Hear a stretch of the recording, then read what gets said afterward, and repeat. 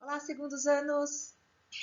Hoje a nossa aula é a aula de correção de exercícios referente à aula 17, recursos argumentativos. Nós faremos os exercícios propostos do capítulo 6. Na tarefa mínima, nós temos uma charge na questão 33, bem irônica por sinal. É da Branca de Neve. E aí aparece a bruxa, oferece a maçã e ela diz, não, obrigada. Aparece uma serpente, oferece a maçã e ela responde, não, obrigada. Aí aparece um vendedor, né, oferecendo a maçã e diz, com mais R$ 10 você ganha um celular. E aí depois ele sai com a bruxa, meio que satirizando, rindo, dizendo, é uma questão de técnica. Então, na questão 33 no enunciado, nós temos que estratégia argumentativa leva o personagem do terceiro quadrinho a persuadir sua interlocutora? E aí a resposta é a alternativa E, foi pela indução. Ao elaborar o discurso de acordo com os anseios do consumidor. Texto para a questão 34. Registrando em 2011 notas inferiores às obtidas nas avaliações de 2008 e 2009, o último balanço da educação paulista mostra que o desempenho dos alunos da rede pública de ensino básico continua abaixo do que se pode esperar do estado mais desenvolvido do país. Em matemática, só 0,3% dos estudantes do terceiro ano do ensino médio tinha conhecimento considerado avançado, ou seja, sabia mais do que o esperado para a série. Apenas 4,2% tinham conhecimento adequado e 58,4% tinham conhecimento considerado abaixo do básico, pelas autoridades educacionais. Numa escala de 0 a 500, a média da prova de matemática foi de 269,7 pontos no SARESP de 2011. Na prova de 2010, ela foi 269,2 pontos. No conjunto, o desempenho dos estudantes no SARESP de 2011 foi praticamente o mesmo desde 2007. Isso mostra que a política educacional não avançou como deveria, disse Ocimar Munhoz, professor da Faculdade de Educação da Universidade de São Paulo. Para Wanda Engel, do Instituto Unibanco, a situação de ensino médio é grave e preocupante. Não adianta ensinar conteúdos dessa etapa se o aluno não desenvolveu as competências do ensino fundamental. É tentar colocar coisas em cima de uma base inexistente, afirmou. Questão 34. O primeiro parágrafo do editorial do Estado de São Paulo expressa a opinião do jornal sobre a qualidade do ensino básico e da rede pública em São Paulo. Os dois parágrafos seguintes apresentam argumentos para defender a tese de que a educação pública paulista não vai bem. Qual a estratégia de argumentação empregada em um desses dois parágrafos? A alternativa correta é a B. No segundo parágrafo, recorreu seu argumento de provas concretas. No terceiro, ao argumento de autoridade. Ensaio para a cegueira. E então o Congresso saltitou de alegria porque aprovou que nos próximos 10 anos 10% do PIB serão destinados para a educação. E então os governadores e prefeitos trombetearam de satisfação porque o Congresso deixou para posterior regulamentação as formas de garantir a aplicação adequada desses recursos e a responsabilidade de quem não cumprir. E então os empresários serpentearam de júbilo porque as verbas não são assim propriamente para a educação pública. E então o governo federal uluou de felicidade porque a medida é um resgate histórico de lutas pela melhoria da educação e com recursos ninguém segura esse país. E esse é um país que vai para frente e quem não gostar, ora, deixe. E então as empresas de informática e de outras parafernálias de última geração, para garantir ensino como nunca se viu nesse país, deliciaram-se com o êxito da medida que gerará empregos e revolucionará para sempre a educação pátria.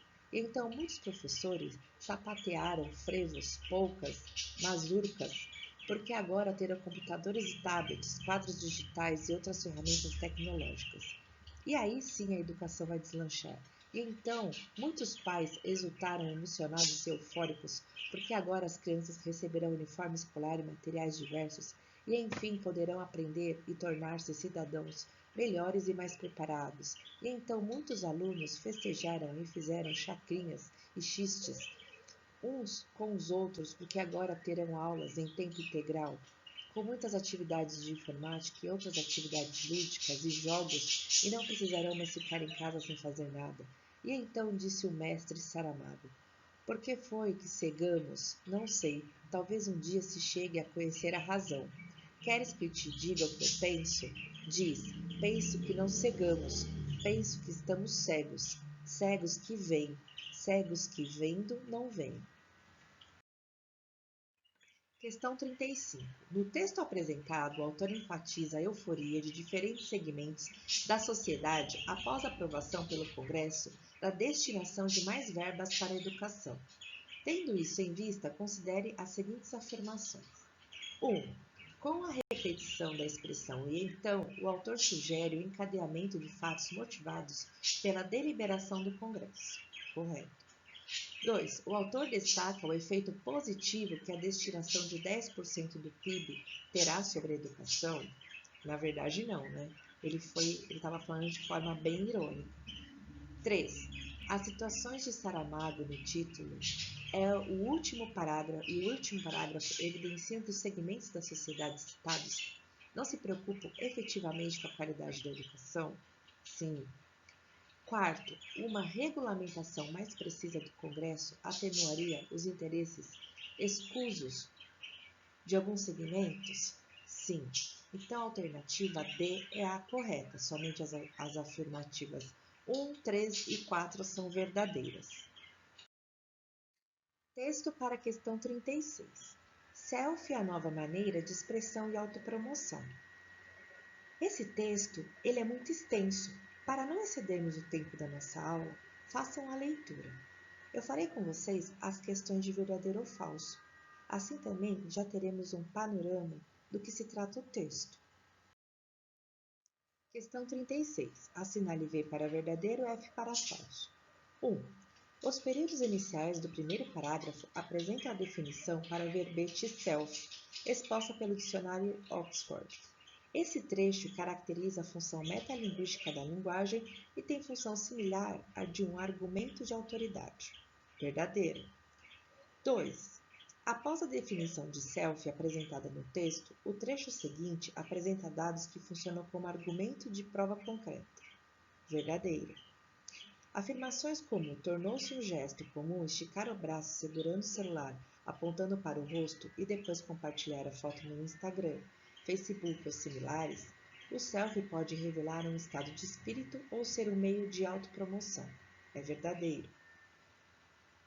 A passagem a artistas como o alemão Dürer, 1471 a 1528, e o holandês Heblen foram pródigos na arte, retratando várias vezes o próprio rosto, ao mesmo tempo que revelavam a si mesmos, construíam uma imagem pública.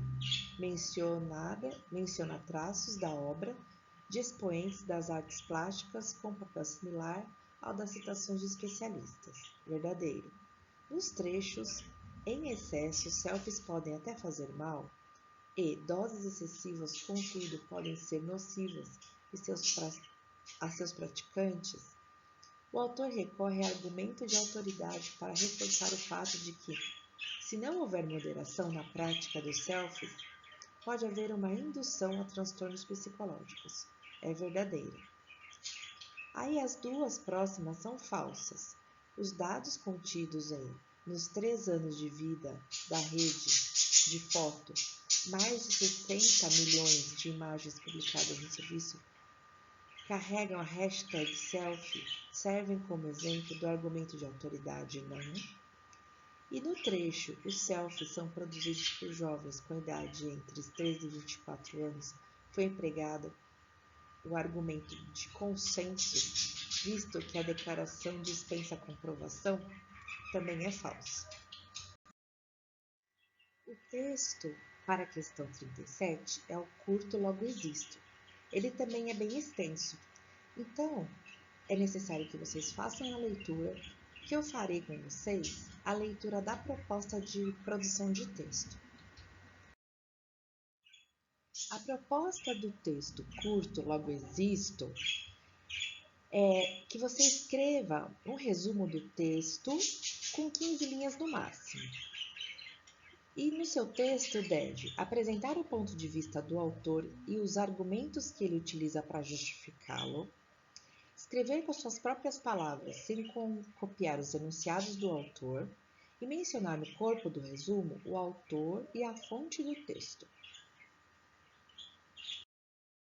Agora a tarefa complementar. Textos para a questão 38. Texto 1. O dinheiro que vem da imigração. Uma das principais fontes de preconceito contra os imigrantes estrangeiros é a crença de que eles levam a pobreza para os países que os recebem. Um estudo da Caixa da Catalunha, um banco oficial espanhol, mostra que entre os 15 países mais ricos da Europa, apenas a França, a Finlândia e a Irlanda teriam crescido sem a ajuda dos imigrantes, de 1995 a 2005. No texto 2, vocês têm uma tabela cujo título é O impacto dos imigrantes no crescimento de países da Europa na média anual de 1995 a 2005. Então, na primeira linha, vocês têm os países. Na segunda, vocês têm o PIB per capita desses países. Depois, vocês têm, sem os imigrantes, quanto seria e quais foram o grupo de imigrantes que foram para esses países. Agora, a questão 38 diz: tomando por base os dados da nota e da tabela publicados em reportagem da revista Veja, de 13 de setembro de 2006, o que você pode concluir a respeito da crença de que os imigrantes mais pobres levam a pobreza para os lugares que os recebem? Dê continuidade ao texto da nota expondo sua conclusão e comentando a sua crença. Muito obrigada por acompanhar a correção de exercícios. Nos vemos em nossa próxima videoaula. Um beijão para vocês e até!